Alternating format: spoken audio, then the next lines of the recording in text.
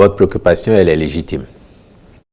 Elle a toujours été celle du gouvernement qui, de tout temps, a considéré que cette activité ne saurait durer éternellement en la forme que nous lui connaissons. D'autant que le gouvernement a toujours été convaincu que c'est une question de politique intérieure au Nigeria qui favorise ou non cette activité. Et nous avons vu, par exemple, avec l'avènement d'un nouveau président, que la politique du Nigeria en la matière a changé. Cela impacte aussi cette activité chez nous. Mais il se fait qu'elle continue pour le moment.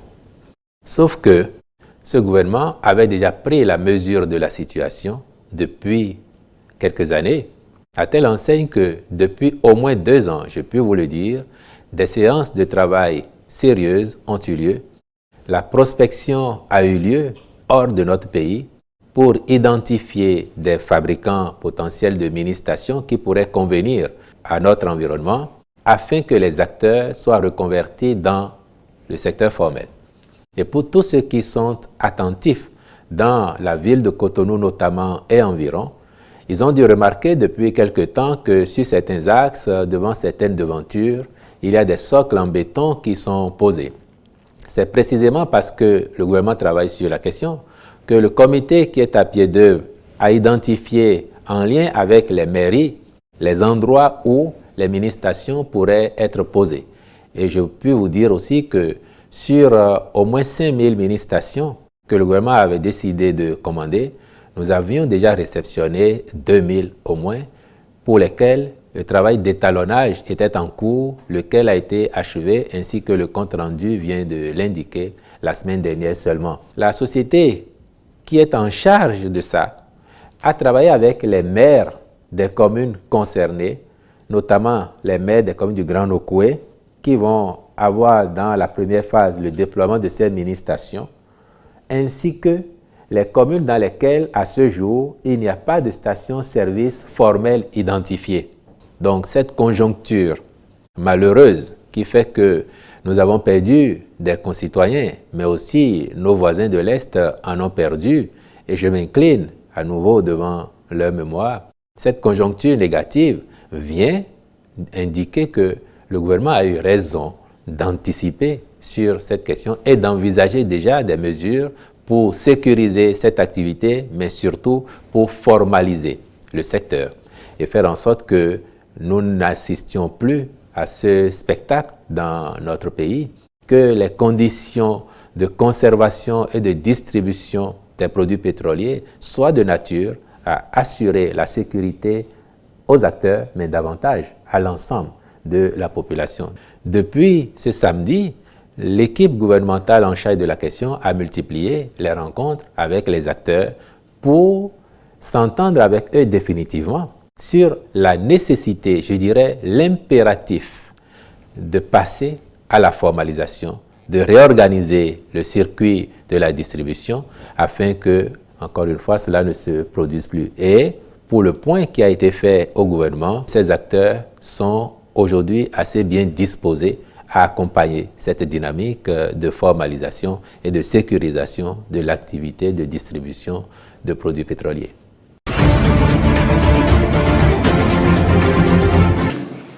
Plus de 50 pays dans le monde participent aux différentes procédures CRP avec plus de 800 enregistrements de produits pharmaceutiques prioritaires de qualité garantie dans les pays participants.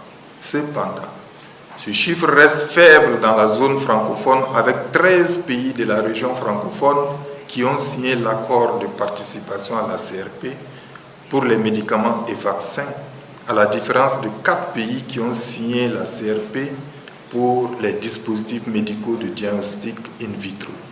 Les pays participants récemment au CRP seront sensibilisés aux exigences et aux procédures, tandis que les pays enrôlés dans ce processus depuis longtemps pourront partager leur expérience et faire des recommandations pour améliorer la mise en œuvre de la procédure et d'autres approches de confiance réglementaire. Je voudrais vous rassurer, au nom du ministre de la Santé, que le Bénin s'engagera dans ce processus de collaboration basé sur la confiance afin d'améliorer la célérité dans la délivrance des diverses autorisations.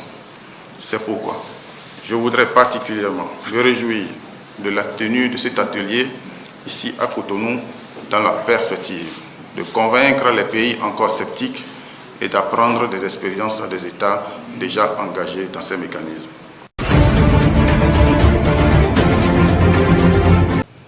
Le gouvernement ne fait rien de mal en initiant une telle opération parce que, comme nous le constatons tous, il y a beaucoup de personnes qui occupent anarchiquement la place publique.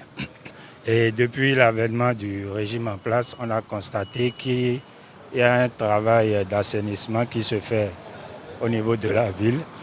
Et je pense que c'est dans ce sens qu'à des moments donnés, nous voyons ces genres d'opérations qui amènent les forces de l'ordre à descendre sur le terrain pour pouvoir assainir là où il le faut. Je pense que si tu es sur la place publique, il est normal qu'on puisse te dire non, cette place, tu n'as pas le droit de l'exploiter, quitte à toi de trouver une place adéquate pour pouvoir t'installer. L'Afrique est un pays pauvre et l'Afrique n'est pas aussi pauvre tant que telle. Mais le fait de décapisser tout le monde sur les trottoirs, si ils n'ont pas d'autre endroit où aller, ça serait un peu difficile. Donc si cela fait que beaucoup vendent au bord de la voie, c'est pas de leur faute en fait. C'est pas de leur faute. Il y a la famille, il y a un peu de tout. Donc il faut un peu de rigueur et un peu de trucs là pour ça et ça ira. Mais c'est une bonne opération. Vous savez, aucun gouvernement ne peut faire la joie de tout le monde. Et pour ceux d'entre nous qui sortons, qui imitons ce qui se passe ailleurs dans les grandes nations, ce qui nous manque ici, c'est l'ordre. Nous ne sommes pas organisés. Donc, déguerpir les voies, pour moi, c'est une bonne chose parce que, de toute façon, nous avons des ambitions et nous allons vers un idéal que le Bénin triche tout au moins les grandes nations où on voit tout est organisé. Il faut que le gouvernement puisse créer quelque chose pour ceux-là, pour qu'ils puissent au moins nourrir leur famille et un peu de tout. Un endroit plus calme ou bien un espace et chacun aura sa place. Même s'ils vont payer, c'est rien. Chacun se débrouillera. L'autre chose que nous pouvons également demander au gouvernement, c'est peut-être de trouver des mesures d'accompagnement. C'est-à-dire quoi? Créer des pôles où ces gens-là, qui n'ont pas où véritablement faire leur activité, peuvent aller s'installer pour pouvoir mener quelque chose qui constitue leur gagne-pain. Je crois qu'on ne déguerpit pas les gens partout. On déguerpit les gens sur de grands axes et on n'empêche pas les gens d'aller dans de petits endroits, s'installer.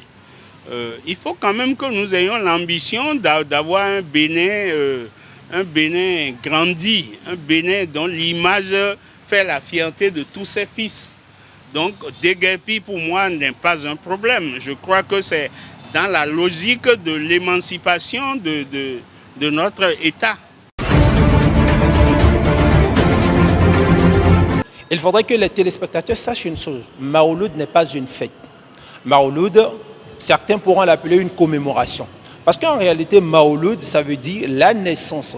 Maouloud Nabi, la naissance du saint prophète Mohammed sallallahu alayhi wa sallam.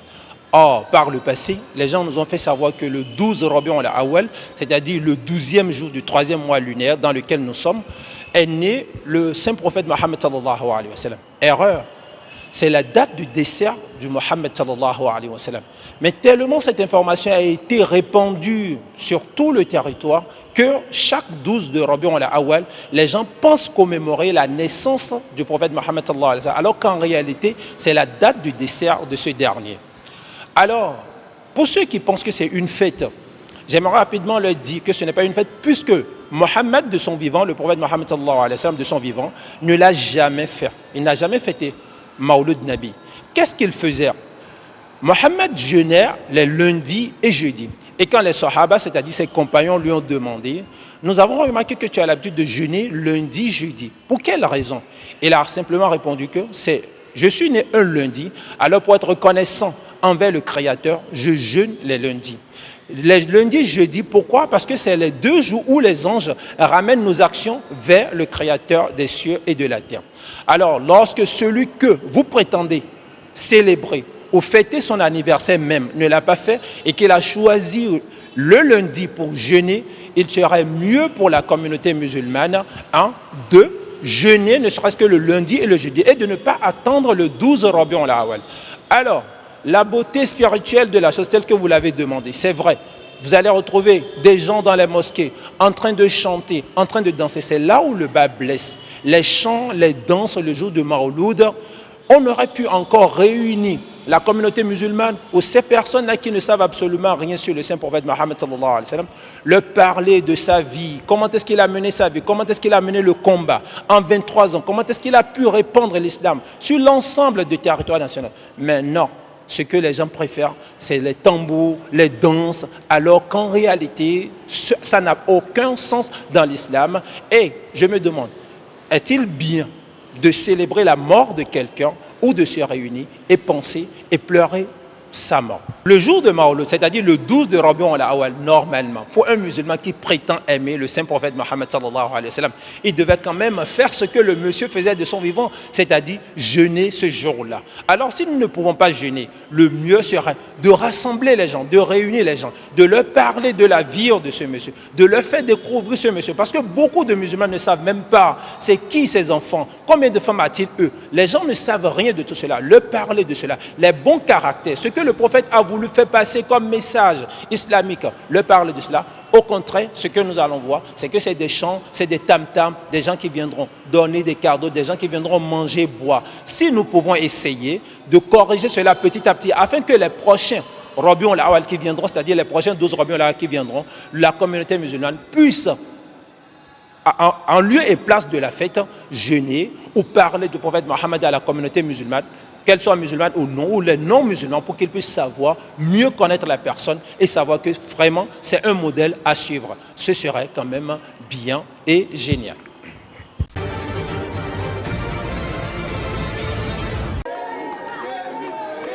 À sa sortie de l'aéroport de Niamey, Kémy Séba a reçu un accueil triomphal de la part de ses partisans. Le militant panafricaniste est en visite dans le pays pour quelques jours. Mais dès son arrivée, il n'a pas manqué de commenter les derniers développements au Niger, notamment l'annonce du retrait des 1500 soldats français. Il est très important que la population nigérienne sache que malgré que la France donne la sensation de vouloir partir, en réalité c'est une stratégie de sa part pour essayer de gagner du temps. Le peuple du Niger a demandé à ce que l'armée française parte le plus tôt possible.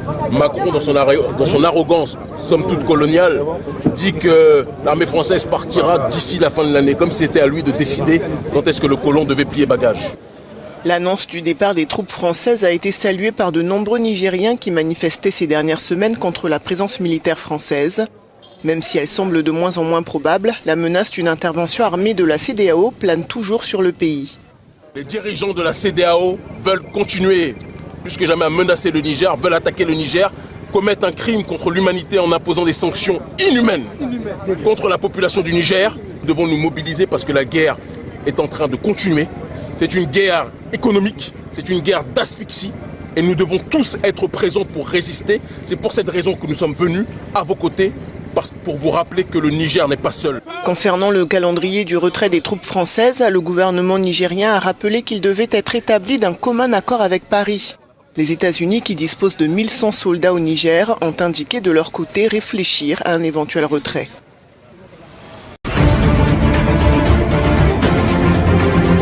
Le Conseil national pour un départ des soldats français qui se fera dans un cadre négocié et d'un commun accord avec Paris. C'est ce que souhaite le Niger. Dimanche, Emmanuel Macron avait annoncé le départ imminent de l'ambassadeur français ainsi que le retrait des 1500 soldats français d'ici la fin de l'année. Dans un communiqué, les autorités à Niamey ont fait savoir qu'elles espéraient que cette déclaration serait suivie d'actes officiels, car pour l'heure, aucune précision n'a été donnée concernant le calendrier de ce retrait. De plus, aucun mouvement de départ de l'ambassadeur français n'a été observé autour de l'ambassade à Niamey. L'annonce du président Macron a cependant été saluée par de nombreux Nigériens. Ces dernières semaines, ils étaient des dizaines de milliers à manifester contre la présence militaire française.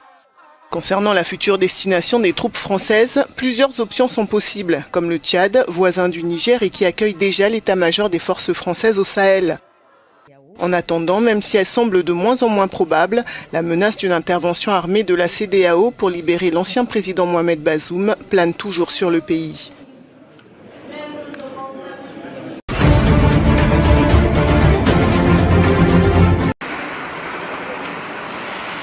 Alors qu'ils s'étaient engagés à rendre le pouvoir aux civils, les militaires au pouvoir au Mali ont annoncé lundi le report de la présidentielle prévue en février 2024. Un report qui a aussitôt fait réagir la population malienne. Dans les rues de Bamako, il y a d'abord ceux qui ne comprennent pas cette décision. On a fait une première transition de 18 mois. On nous a dit que les problèmes vont être résolus et qu'on va aller aux élections. Ensuite, on nous a demandé d'accorder un peu plus de temps encore. On les a accordé encore 24 mois. Et après, on va faire un autre report pour une date ultérieure. C'est-à-dire qu'on ne sait même pas quand les élections vont tenir. Donc pour nous, franchement, c'est déplorable. Parce que l'un des principes de la République, c'est le respect de nos engagements. À leur arrivée au pouvoir, les militaires s'étaient d'abord engagés à organiser des élections présidentielles et législatives en février 2022 avant de les reporter. Pour ce nouveau report, les autorités expliquent que des raisons techniques empêchent le scrutin de se tenir à la date prévue. Pour certains habitants de Bamako, cette décision est tout à fait justifiée. Je pense que ça sera une partie, ça n'est qu'une partie remise. Ils mettront tout en œuvre pour pouvoir essayer de résolver ces problèmes techniques qui ont été énumérés et de pouvoir obtenir les élections. Je pense à une autre date qu'ils ont même dit qu'ils vont faire un communiqué pour les.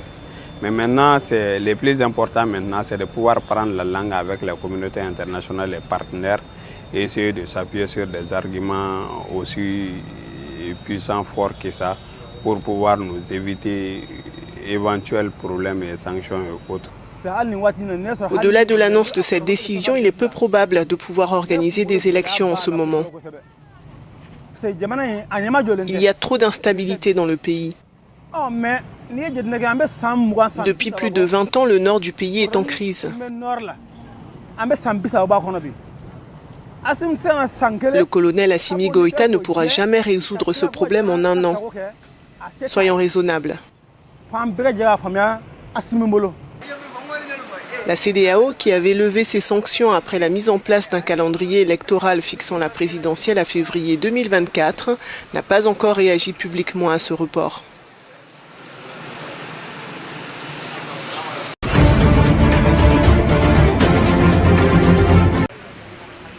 À l'approche du mois d'octobre, les cultivateurs de dattes du nord du Soudan entament la récolte des fruits, s'assurant ainsi un revenu pour les mois à venir. Mais 5 mois après le début de la guerre entre les généraux rivaux du Soudan, l'infrastructure économique a été lourdement impactée. Par conséquent, les prix se sont effondrés dans l'industrie vitale des dattes, aux grandes dames des cultivateurs confrontés au manque d'acheteurs. Les prix des dattes sont bas car il n'y a pas de demande sur le marché, et surtout cette année. Les acheteurs ont peur car le marché principal et le plus proche était à Khartoum. Nous essayons de trouver de nouveaux marchés, même si cela va nous coûter très cher. Avant la guerre, l'essentiel du commerce avait lieu à Khartoum. Aujourd'hui, à Karima, où se dressent des milliers de palmiers dattiers, la récolte est menacée. Les producteurs exhortent les autorités à agir pour sauver la filière.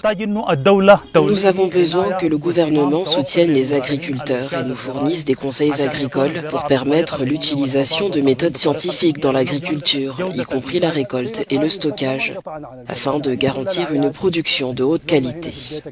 Les cultivateurs espèrent des investissements de l'État, mais ce dernier peine déjà à assurer la sécurité alimentaire des 48 millions d'habitants, notamment depuis que le Soudan a perdu ses 2 principaux pourvoyeurs en blé en raison de la guerre russo-ukrainienne.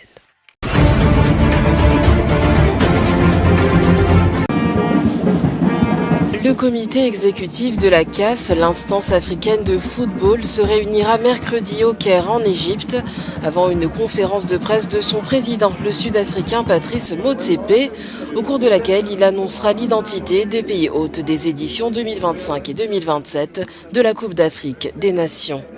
Chers amis de la presse, parmi les 5 postulants, on retrouve le Sénégal, le Botswana, l'Égypte, un trio composé du Kenya, de l'Ouganda et de la Tanzanie.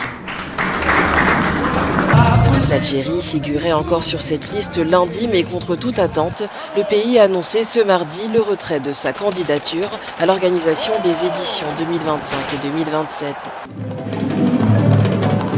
Selon le communiqué de la Fédération algérienne de football, publié le même jour que l'installation de son nouveau président, Walid Sadi, cette décision est motivée par la nouvelle approche de la fédération qui entend se focaliser sur le football local. La FAF a toutefois réaffirmé dans la note son engagement indéfectible au profit du développement du football africain. Quoi ? Il va être... J'ai envie d'aller au match Sénégal-Égypte.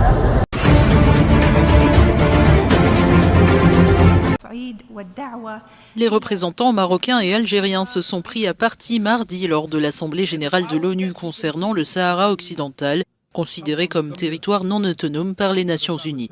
L'ambassadeur algérien Amar Benjama a notamment accusé son homologue marocain d'avoir déformé les propos de son président, Abdelmajid Tebboune. Monsieur le Président, il est un secret pour personne que l'Algérie a soutenu et continuera à soutenir le droit à l'autodétermination du peuple du Sahara occidental. C'est ce que le président Tebboune a proclamé avec franchise et conviction devant cette Assemblée mardi dernier. La question de cette ex-colonie espagnole oppose depuis des décennies le Maroc, qui contrôle 80% du territoire et propose un plan d'autonomie sous sa souveraineté, aux indépendantistes sahraouis du Front Polisario, soutenu par Alger. On ne peut pas verser des larmes de crocodile et en même temps attaquer un pays qui vit toujours dans un drame. Vous manifestez votre solidarité, votre soutien, mais en même temps, vous injectez votre venin. Vous insultez les morts. Vous insultez les Marocains. Avec la reconnaissance de sa souveraineté sur ce territoire par l'administration américaine de Donald Trump fin 2020, en contrepartie d'un rapprochement avec Israël, le Maroc déploie depuis une diplomatie de plus en plus offensive pour rallier d'autres pays à ses positions. Les inondations provoquées il y a près de 2 semaines en Libye par la tempête Daniel auraient fait plus de 3800 morts selon un nouveau bilan annoncé par Mohamed El Jarrah, porte-parole du comité de secours mis en place par les autorités de l'Est du pays. Ce chiffre ne comprend selon lui que les corps enterrés et recensés par le ministère de la Santé. Selon les statistiques du ministère libyen de la Santé, le dernier bilan fait état de 3875 décès confirmés.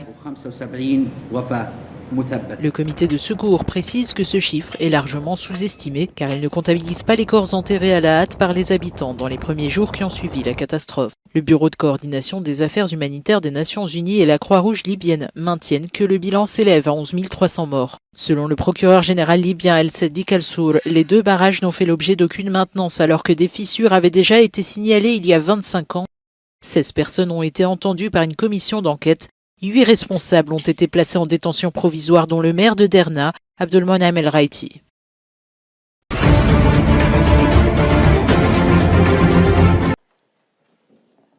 Le ministre des Affaires étrangères tunisien Nabil Amar est en visite de travail en Russie, un déplacement pendant lequel il s'est entretenu avec son homologue russe Sergueï Lavrov. Les 2 pays conservent de bonnes relations diplomatiques malgré le fait que la Tunisie se fasse discrète sur la scène internationale. Le pays ne prend quasiment plus position dans les grands débats internationaux comme le conflit en Ukraine. Après avoir changé plusieurs fois de ministre des Affaires étrangères, le président tunisien Kais Saied a nommé Nabil Amar en février 2023.